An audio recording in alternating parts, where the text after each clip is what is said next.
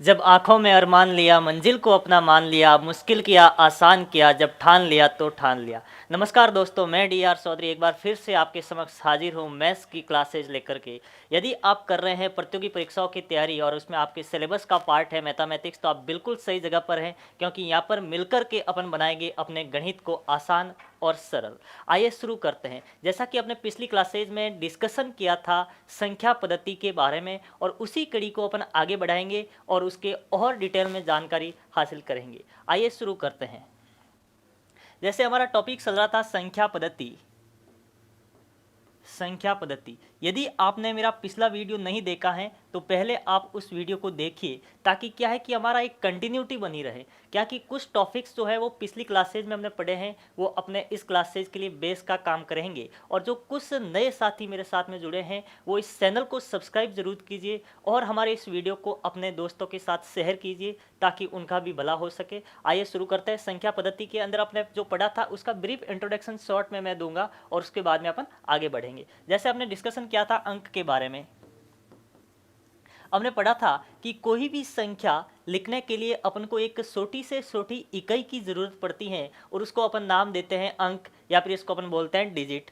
उसके बाद में अपने पढ़ा था संख्या, और इसके प्रकार के बारे में अपन आज की क्लासेज में डिस्कशन करेंगे। कुल मिलाकर के अपनी जो पिछली क्लासेज थी वो अंक के ऊपर, अपने डिजिट्स के ऊपर डिपेंड थी। अपने अलग अलग डिजिट्स के क्वेश्चंस भी किए थे। अपने ये पढ़ा था, आपको एक ये ध्यान रखना है कि किसी भी अंकों की जो संख्याएं हैं वो अपने कितनी होती हैं, वो निकालने का एक मैंने तरीका बताया था कि 9 इंटू 10 की घात n-1।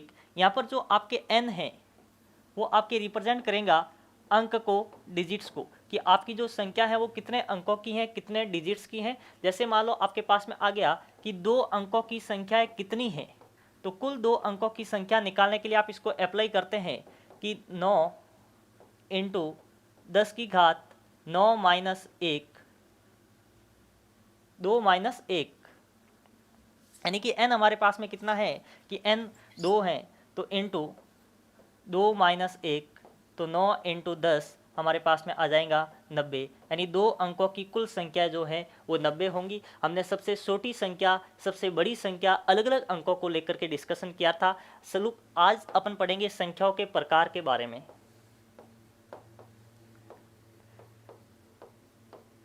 संख्याओं के प्रकार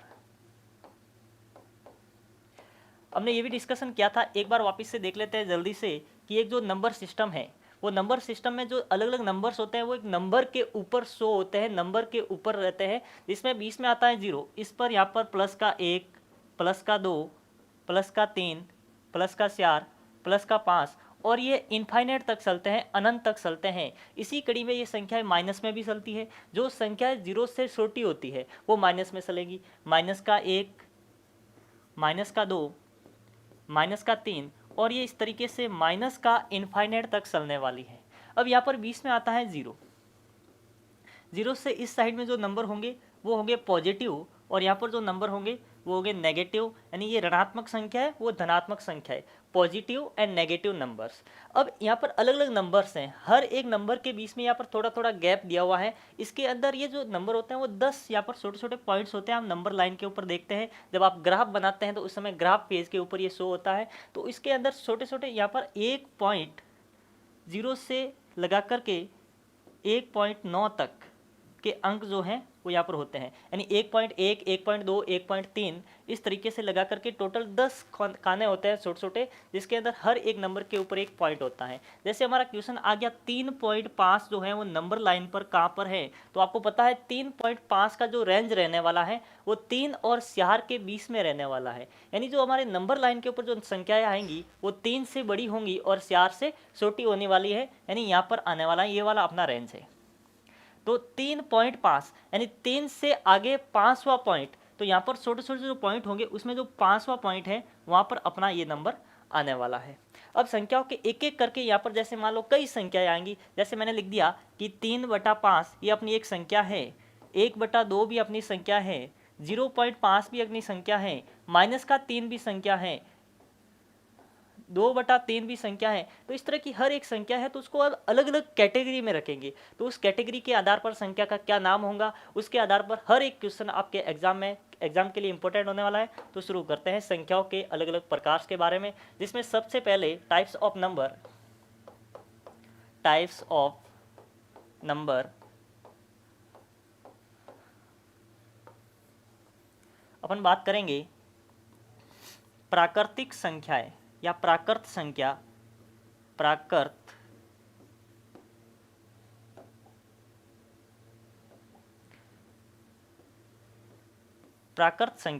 प्राकृत संख्या को इंग्लिश में बोलते हैं नेचुरल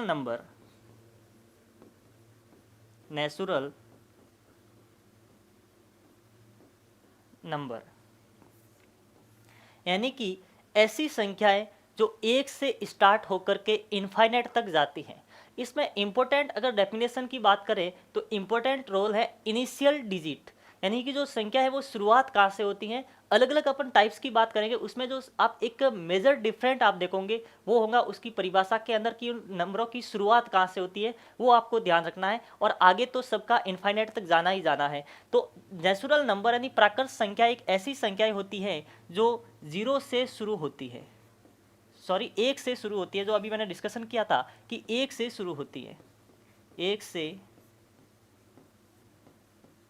शुरुआत। यानी कि ऐसी संख्या, अगर मैं इसके समुच्चय की बात करूं, सेट्स की बात करूं, तो 1 से चल करके ये इनफाइनाइट तक जाएंगी, उस संख्या को अपन बोलेंगे प्राकृत संख्या। और ये हो जाएगा सेट ऑफ नेचुरल नंबर, प्राकृत संख्याओं का समुच्चय। ठीक है, तो ऐसी संख्याएं जो 1 से शुरू होकर के इनफाइनाइट तक जाती हैं, उन तमाम संख्याओं को अपन बोलेंगे प्राकृत संख्या। इसी कड़ी में अगर अपन बात करें पूर्ण संख्या,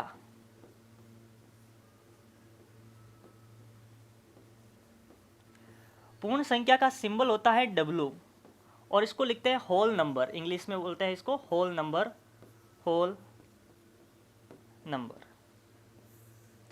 तो होल नंबर क्या होगा, देखो पूर्ण, इसमें यहाँ पर ये हना है, इसी में 0, देखो इसको आपको 0 समझना है, यानी एक ऐसी संख्या जिसके अंदर 0 भी शामिल हो। यानी प्राकृत संख्याएं तो 1 से स्टार्ट होकर के इनफाइनाइट तक चलती हैं, लेकिन पूर्ण संख्याएं जो होती है वो 0 भी शामिल होता है। अगर प्राकृतिक संख्याओं के समुच्चय में 0 को शामिल कर दिया जाए तो जो नया समुच्चय बनेगा वो आपका पूर्ण संख्या हो जाएगा। तो आपके दिमाग में इसकी डेफिनेशन आ गई होंगी कि ऐसी संख्याएं जो 0 से शुरुआत होकर के 0 से शुरू होकर इनफाइनाइट तक चलती हैं, उन तमाम संख्याओं को अपन नाम देते हैं पूर्ण संख्या या फिर होल नंबर। अगर मैं इसका समुच्चय लिखूंगा यानी सेट्स ऑफ होल नंबर, तो वो 0, 1, 2, 3, एंड सो ऑन इनफाइनाइट तक चलने वाला है। तो ये आपको समुच्चय भी याद रखना है। अभी मैं एक क्वेश्चन आपको दूंगा जिसमें से क्वेश्चन आ सकता है कि निम्न में से कौन सा समुच्चय प्राकृत संख्याओं का है, कौन सा समुच्चय पूर्ण संख्याओं का है। तो आपको डेफिनेशन अगर याद होंगी तो आप इस क्वेश्चन को करने की कंडीशन में रहेंगे। आगे बात करते हैं पूर्ण संख्या के बाद में अपन अगला टॉपिक जो अगला टाइप्स है वो लेते हैं पूर्णांक संख्या। पूर्णांक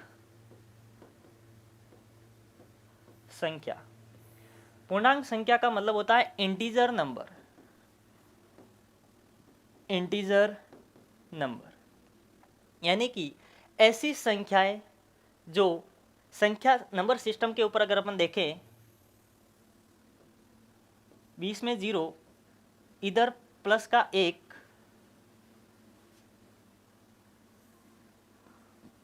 2, 3, 4 और ऑपोजिट डायरेक्शन में माइनस का 1, माइनस का 2, माइनस का 3, यानी ये माइनस इन्फाइनिटी, और यहाँ पर हो गया अपना प्लस का इन्फाइनिटी। तो ऐसी संख्याएं, वापस रिपीट कर रहा हूँ, ऐसी संख्याएं जो माइनस इन्फाइनाइट से लेकर के प्लस इन्फाइनाइट तक चलती हैं, उन तमाम संख्याओं को अपन बोलेंगे पूर्णांक संख्या। तो जो आपके दिमाग में आना चाहिए कि कुल मिलाकर के पूरी जो संख्याएं हैं वो पूर्णांक संख्याएं होती हैं, यानी जिसके अंदर माइनस भी आता है, प्लस भी आता है, 0 भी आता है। यानी माइनस इन्फाइनाइट से लेकर के प्लस इन्फाइनाइट तक की सारी संख्याएं अपना एक पूर्णांक होती हैं, एक इंटीजर होता है। जैसे मान लो माइनस का 3, प्लस का 3, 2, 4, ये सारे के सारे क्या हैं, अपने एक पूर्णांक हैं, तो इसको बोलेंगे माइनस इन्फाइनिटी। अगर इसके मैं बात करूँ समुच्चय की, सेट्स ऑफ इंटीजर, तो यहाँ पर आएगा minus infinite dash dash dash, यहाँ पर माइनस का 3, माइनस का 2, 1, माइनस का 1, 0, फिर प्लस का 1, प्लस का 2, प्लस का 3, एंड ये इन्फाइनेट तक चलेगा। तो ये जो अपना समुच्चय हो जाएगा वो अपना हो जाएगा पूर्णांक संख्या यानी इंटीजर नंबर का जो है समुच्चय होने वाला है। उसके बाद में अगर अपन बात करें इसके अगले टाइप्स की, तो इम्पोर्टेंट टाइप्स के फॉर्म में अपने एग्जामिनेशन पॉइंट ऑफ व्यू से आता है, वो है अभाज्य संख्या। अभाज्य संख्या, अभाज्य संख्या को इंग्लिश में बोलेंगे प्राइम नंबर। Prime number. अब ये प्राइम नंबर क्या होता है? प्राइम नंबर का मतलब होता है कि ऐसी संख्याएं जो खुद के अलावा किसी से भी डिवाइड नहीं होती है, या आप यूं कहें एक या स्वयं के अलावा जो संख्याएं किसी से भी विभाजित नहीं होती हैं, उन संख्याओं को बोलते हैं अभाज्य संख्या, प्राइम नंबर। प्राइम नंबर आपके किसी के भी टेबल में आपको देखने को नहीं मिलेगी, यानी जो ऐसी संख्या जो किसी की टेबल में नहीं आती है, उसका कोई पहाड़ा नहीं होता है, यानी किसी के पहाड़े से वो आती नहीं है, उनको बोलते हैं अपन प्राइम संख्या है। प्राइम संख्या केवल और केवल खुद से विभाजित होती हैं, यानी ये स्वयं से विभाजित होंगी, स्वयं से विभाजित होंगी। आप पेन और नोटबुक हाथ में लेकर बैठ सकते हैं ताकि आप साथ में जो शॉर्ट नोट्स बना सकते हैं, जो कि आपके एग्जामिनेशन पॉइंट ऑफ व्यू से बहुत ही साबित होने वाले हैं। तो स्वयं से विभाजित होने वाली संख्याएं, यानी ऐसी संख्या जो केवल और केवल स्वयं से विभाजित होती हैं, इसके अलावा किसी से भी विभाजित नहीं होंगी, उन संख्याओं को बोलेंगे प्राइम नंबर। प्राइम नंबर को और डिटेल में समझते हैं, यानी प्राइम नंबर जो होंगे वो सबसे छोटा प्राइम नंबर इंपॉर्टेंट बात है, सबसे छोटा जो प्राइम नंबर होता है वो 2 होता है, यानी प्राइम नंबर वो 2 से स्टार्ट होगा। एक का कोई रोल नहीं है यहाँ पर, एक का हर एक संख्या के अंदर डिवाइड करेंगे तो वो भाग जाएगा। इस चीज़ को आप गांठ बांध लेना। सबसे छोटा जो प्राइम नंबर है, सबसे छोटी अभाज्य संख्या, कई कंपटीशन एग्जाम के अंदर बैंक, एसएससी, रेलवे और यहाँ तक कि आरपीएससी फर्स्ट ग्रेड का जो पेपर हुआ था उसमें यही क्वेश्चन था कि सबसे छोटी अभाज्य संख्या क्या है। ऑप्शन था 0, 1, 2, इस तरह से ऑप्शन थे और उसका राइट आंसर था 2। कई स्टूडेंट्स इसको गलत करके आए थे, 1 लिख कर आए थे, वो गलत हैं। सबसे छोटी जो अभाज्य संख्या है वो 2 है, और एकमात्र अभाज्य संख्या यानी एकमात्र सम अभाज्य संख्या भी 2 है। इस चीज़ को भी ध्यान रखना है, इसलिए मैं यहाँ पर स्टार मार्क करके लिख रहा हूँ कि सबसे छोटी अभाज्य संख्या लिख लेता हूँ, नोट कर दीजिए इसको। सबसे छोटी अभाज्य संख्या जो कि आपकी 2 है, इसके साथ ही एकमात्र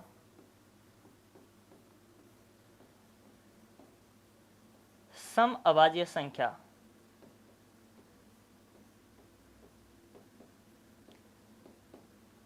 इसके अलावा कोई भी इवन नंबर आपको प्राइम नंबर देखने को नहीं मिलेगा। 2 एकमात्र ऐसी संख्या हैं जो सम संख्या होते हुए अभाज्य संख्या भी हैं, सबसे छोटी अभाज्य संख्या भी हैं। जैसे और एग्जांपल की अपन बात करें, 2 हैं, 3 हैं, 5 हैं, 7 हैं, उसके बाद में 11 हैं, 13 हैं, 13 के बाद में 17 हैं, फिर 19 हैं, उसके बाद में 23 हैं, फिर अगर अपन बात आगे बढ़े तो 29 हैं, उसके बाद में 31 हैं, 37 हैं। इस तरह के जो नंबर हैं वो आपके प्राइम नंबर में आएंगे। तो इस एग्जाम्पल को देखते हुए आप समझ गए होंगे कि प्राइम नंबर क्या है, अभाज्य संख्या क्या है, यानी जिसका भाज्य नहीं होती किसी से, उसका गुणनखंड संभव नहीं है, उन तमाम संख्याओं को अपन बोलेंगे अभाज्य संख्याएं। आगे बढ़ते हैं। अभाज्य संख्या के बाद में अपना आएगा परिमेय संख्या।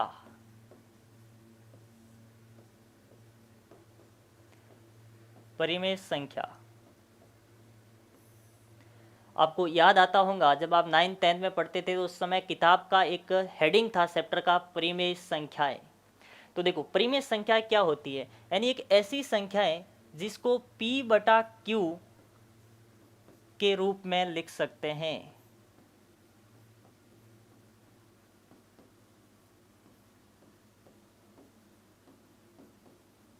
लेकिन एक बड़ी शर्त है यहाँ पर,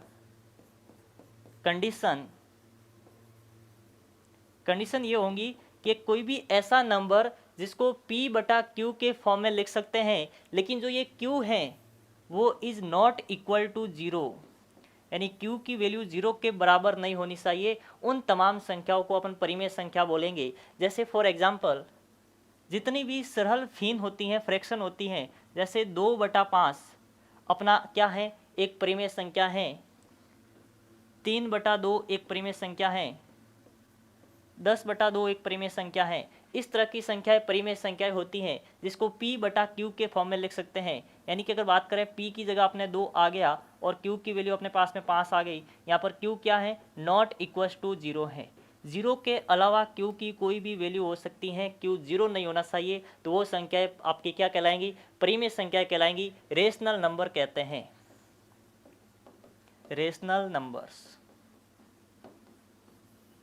इसके साथ ही जैसे परिमेय संख्या के तौर पर आपने कह दिया सर ये 5 क्या होगा, जो p बटा q के फॉर्म में तो नहीं है, लेकिन ये 5 परिमेय संख्या है, अपरिमेय संख्या है, प्राइम नंबर है, क्या है।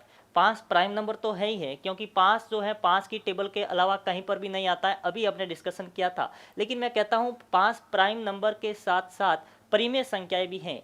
तो आपके दिमाग में आता है कि सर जो आपने बताया कि जो p बटा q के फॉर्म की संख्या है वही अपने परिमेय संख्या होती हैं, तो 5 परिमेय संख्याएं कैसे हुई, ये क्वेश्चन आपके दिमाग में आना चाहिए। तो देखो मैंने कहा कि p बटा q के फॉर्म में लिखी वाली संख्याएं परिमेय संख्याएं कहलाएंगी, लेकिन q is not equal to 0 नहीं होना चाहिए। तो मैं इसको लिख सकता हूँ 5/1।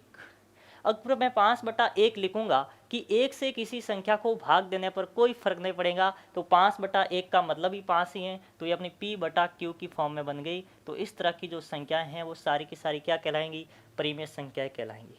तो बिल्कुल अपन बेसिक से पहले भी मैंने बात की थी कि हम बिल्कुल बेसिक कंसेप्ट को लेकर के आगे चलने वाले हैं, ताकि कमज़ोर से कमज़ोर विद्यार्थी की गणित को समझने में समर्थ हो सके और वो अपनी मुकाम हासिल कर सके। आइए आगे बढ़ते हैं और अगले टाइप्स की तरफ अपन बढ़ते हैं। परिमेय के बाद में जो अपना आता है वो आता है अपरिमेय संख्या।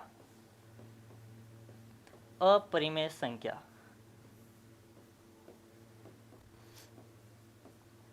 अपरिमेय संख्या को इंग्लिश में बोलेंगे इर्रेशनल नंबर। Irrational number. देखिए अपरिमेय संख्या क्या होती है। परिमेय संख्या तो आपने पढ़ लिया कि ऐसी संख्या है जिसको अपन p बटा q के फॉर्म में लिखेंगे वो परिमेय संख्या होंगी। तो अपरिमेय संख्या क्या होंगी, अपरिमेय संख्याएं ऐसी संख्याएं होती हैं जिसको अपन प्रॉपर फ्रैक्शन नहीं बना सकते, यानी उसको सरल भिन्न में प्रदर्शित नहीं कर सकते, सरल भिन्न में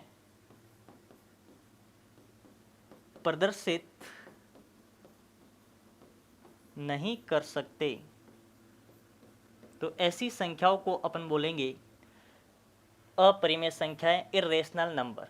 अगर बात करूं मैं एग्जाम्पल के तौर पर कि कौन सी संख्याएं हैं जो इर्रेशनल नंबर होंगी, तो आपके दिमाग में आना चाहिए कि जो प्रॉपर, जैसे मान लो मैंने दे दिया कि रूट के अंदर 2 या फिर रूट के अंदर 3, यानी जो एक तो पूर्ण वर्ग नहीं है, जिसका मतलब कि पूरा पूरा उसका स्क्वायर रूट आउट नहीं होता है, उसको बोल देंगे अपरिमेय संख्या। रूट 2 हो गई, रूट 3 हो गई, जिसके अलावा जैसे पाई हो गई। आपने देखा होगा पाई की वैल्यू होती है 22/7, लेकिन जब आप इसको डिवाइड करते हैं तो 3.14 वो इस तरह से चलता रहता है एंड सॉन तक। तो ऐसी संख्या है जो सिंपल फ्रैक्शन के रूप में रिप्रेजेंट नहीं की जा सकती हैं, उन संख्याओं को अपन बोलेंगे अपरिमेय संख्याएं। और कई एग्जाम के अंदर ये जो पाई हैं वो आया गया है कि निम्न में से अपरिमेय संख्याएं हैं। जैसे आपके क्वेश्चन बन के आता है निम्न में से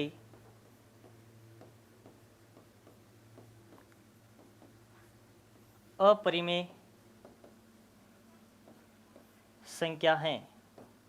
आपका ऑप्शन आ गया ए -3, ऑप्शन बी 5/2, ऑप्शन सी पाई और ऑप्शन डी रूट ऑफ 4। अब आप जवाब अपने कमेंट में कीजिए। देखिए आपका है निम्न में से अपरिमेय संख्या क्या है, तो आपका ऑप्शन नंबर आ गया ए -3। तो आपने देखा होगा कि -3 है तो वो तो अपना क्या होगा, परिमेय संख्या नहीं होंगी। आपने देखा 5/2, और 5/2 का मतलब होता है 2.5, और ये 5/2 p/q के फॉर्म में लिखा गया है, ये आपकी परिमेय संख्या होगी। अपरिमेय संख्या ये भी नहीं हो सकती। अब आपके दिमाग में यहाँ पर आते ही जो स्टूडेंट गंभीरता के साथ नहीं पढ़ेगा, उसका कंसेप्ट क्लियर नहीं होगा, या फिर जो रट कर के एग्जाम्पल जाएगा उनके तोते उड़ने वाले हैं, क्योंकि यहाँ पर दो संख्या है सी और डी। यहाँ पर क्या होगा, आपने पाई भी पढ़ा है और रूट के अंदर लिखी गई संख्या भी पढ़ी है। मैंने अभी एग्जाम्पल में रूट की संख्याएं लिखी, तो आपके दिमाग में आएगा कि रूट वाली संख्याएं जो होती हैं वो आपकी क्या होती हैं, अपरिमेय संख्याएं होती हैं। लेकिन आपको ये चीज़ ध्यान रखनी है कि रूट स्यार का मतलब क्या होता है। रूट स्यार का मतलब तो होता है 2, क्योंकि जब 2 का स्क्वायर ही तो क्या होता है, स्यार होता है। इसलिए जो रूट वाली संख्याएं हैं, ये परफेक्ट स्क्वायर जिसका होता है, यानी इसको अपन पूर्ण वर्ग संख्या है रूट स्यार। यानी स्यार पूर्ण वर्ग होने के कारण इसका रूट आउट करेंगे तो वो 2 आ जाएगा, इसका वर्गमूल बार। इसलिए ये भी अपनी अपरिमेय संख्या नहीं है। तो अपना जो परिमेय संख्या अपरिमेय संख्या जो होंगी वो अपना पाई हो गई, ये अपना आंसर हो जाएगा। तो इस तरह से आपको बिल्कुल अपना कॉन्सेप्ट क्लियर करते हुए आगे बढ़ना है। आगे अपन और बात करते हैं संख्याओं के बारे में। सम संख्या, सम संख्या, सम संख्या को अपन इंग्लिश में बोलेंगे इवन नंबर। सम संख्या इवन नंबर। अब इवन नंबर क्या होता है, सम संख्याएं क्या होती है, यानी कि ऐसी संख्याएं जिसको अपन सम संख्या बोलेंगे, इवन नंबर्स कहेंगे, जिसके अंदर 2 से पूरा पूरा भाग जाता है। यानी ऐसी संख्याएं जो 2 से पूर्णतः विभाजित हो जाती हैं, उन तमाम संख्याओं को अपन क्या बोलेंगे, सम नंबर, यानी सम संख्या इवन नंबर बोलेंगे। यानी ऐसी संख्याएं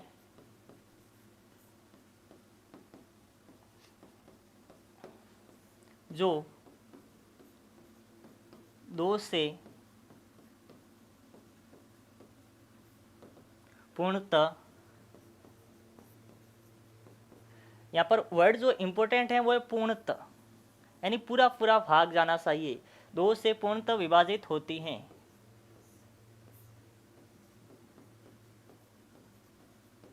उसे सम संख्या इवन नंबर कहते हैं।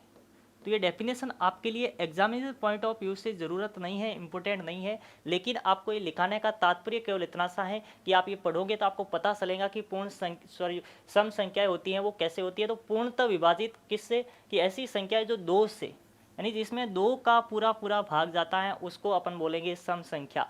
जैसे फॉर एग्जाम्पल अगर बात करें, यानी 2 की टेबल में तो आती हैं, जैसे मान लो अपने पास में आ गया 24, 36, 42, 50, या फिर ऐसी संख्याएं। तो आपने देखा होगा इन तमाम संख्याओं में जो इकाई का अंक है वो 4 हैं, 6 हैं, 2 हैं, 0 हैं। यहाँ पर आ गया जैसे 48, यहाँ पर आ गया, कितनी भी बड़ी संख्या ले लो आप, यहाँ पर 2 ले लिया, 8, 3, 4, 5, 6, 8 ले लिया। तो ऐसी संख्याएं जो कि 2 से विभाजित होंगी, इन संख्याओं को अगर मैं 2 से विभाजित करूंगा तो इसके अंदर पूरा पूरा पूर्णतः 2 से विभाजित होंगी, इसलिए ये सारी संख्याएं क्या कहलाएंगी, आपके अभाज्य संख्या सम संख्याएं कहलाएंगी। जैसे, या फिर आप लिख सकते हैं कि ऐसी संख्याएं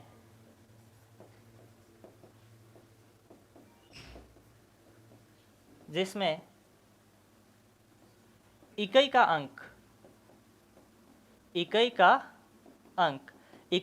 यदि 0 है, 2 है, 4 हैं, 0, 2, 4, 6 या फिर 8, अगर किसी भी इकाई का अंक 0, 2, 4, 6, 8 होता है तो उसको भी अपन क्या कहेंगे, उसको भी अपन सम संख्याएं कहेंगे। अगर अपन बात करें सम संख्या के बाद में विषम संख्या की,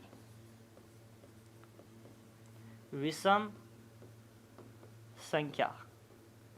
संख्या को अपन बोलेंगे ऑड नंबर।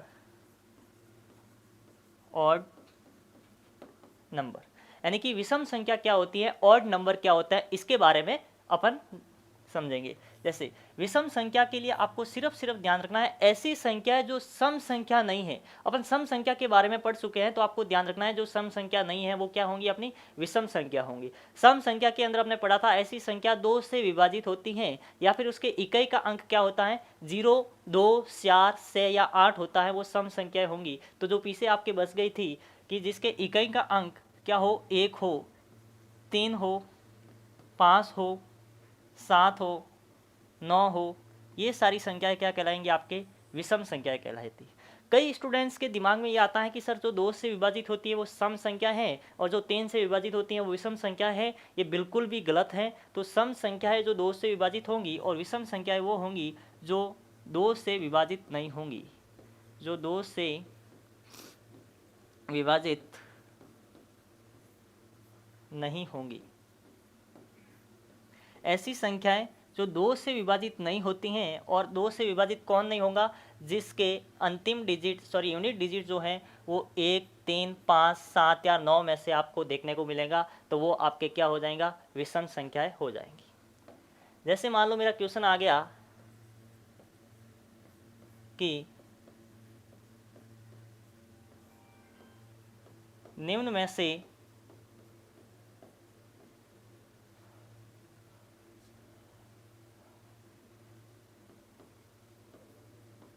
प्राकृतिक संख्याओं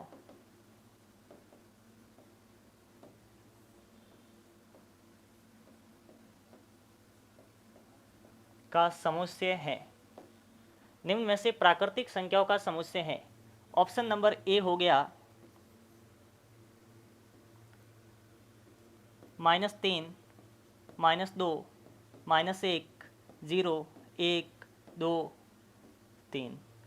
ऑप्शन नंबर बी हो गया 2, 4, 6, 8 डैश। ऑप्शन नंबर सी हो गया आपके पास में 1, 2, 3 एंड इनफाइनाइट तक। और ऑप्शन नंबर डी हो गया 0, 1, 2, 3 एंड डैश। और आजकल आपने देखा होगा कि एक 5वां ऑप्शन भी आता है कि नॉट अटेम्प्ट, यानी आप उसको अटेंड ही नहीं करना चाहते। तो ये आपके पास में एक क्वेश्चन है कि निम्न में से प्राकृतिक संख्याओं का समुच्चय क्या है, और आपके पास में 4 ऑप्शन आपको दिए हुए हैं कि -3, -2, -1, 0, 1, 2, 3 है। तो आपके दिमाग में सीधा सा अगर परिभाषा याद होगी कि प्राकृतिक संख्या होती क्या है, जो कि आपने आज की क्लास में स्टार्ट में किया था। मैंने कहा कि इसका क्वेश्चन भी मैं लास्ट में करवाने वाला हूँ, तो इस टाइप के क्वेश्चन आपके बन के आ सकते हैं डेफिनेशंस के ऊपर। तो प्राकृतिक संख्या ऐसी संख्या होती है नेचुरल नंबर, इसको कई बार n से अपन रिप्रेजेंट करते हैं।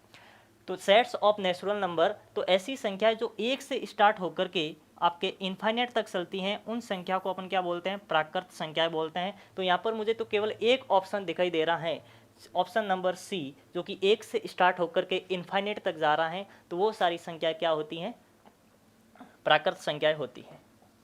आगे अपन बढ़ते हैं। जैसे मान लो क्वेश्चन आ गया,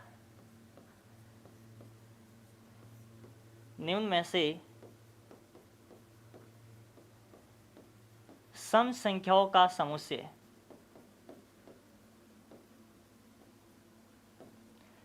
तो सम संख्याओं का समुच्चय जैसे ऑप्शन नंबर ए दे दिया 1, 2, 3, 4। ऑप्शन नंबर बी दे दिया 2, 4, 6। ऑप्शन नंबर सी दे दिया 2, 5, 6, 7, 8। और ऑप्शन नंबर डी दे दिया उपरोक्त में से कोई भी नहीं। तो आप इसका क्या जवाब देने वाले हैं? तो आपको सबसे पहले क्वेश्चन को समझना है कि निम्न में से सम संख्याओं का समुच्चय है। तो सम संख्याओं का मतलब ये सम संख्या का परिभाषा आपसे जानना चाहता है कि आपको सम संख्या के बारे में पता है या नहीं।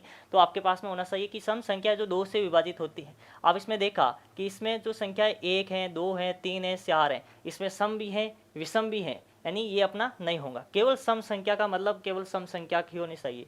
जैसे यहाँ पर 2 हैं, 4 हैं, 6 हैं, तो ये क्या है, सम संख्याओं का समुच्चय हो जाएगा। ये गलत क्यों हो गया? क्योंकि इसमें 2 हैं लेकिन 5 आ गया, 7 आ गया, यानी सम के साथ साथ विषम संख्याएं भी आपके सामने आ गई, इसलिए ये आपका गलत हो गया। तो एकमात्र आपका सही आंसर आ जाएगा ऑप्शन नंबर बी। तो इस टाइप्स के क्वेश्चन लेकर भी अपन आएंगे कि जो आपके नंबर सिस्टम के बारे में, अंकों के बारे में, संख्या के बारे में आज की इस क्लास के बारे क्लास में आपने पढ़ा था। आने वाली क्लास के अंदर इसको और विस्तारित करेंगे और इस कड़ी को आगे बढ़ाएंगे। तो मिलते हैं एक और नई क्लास के साथ, तब तक के लिए all the best, take care.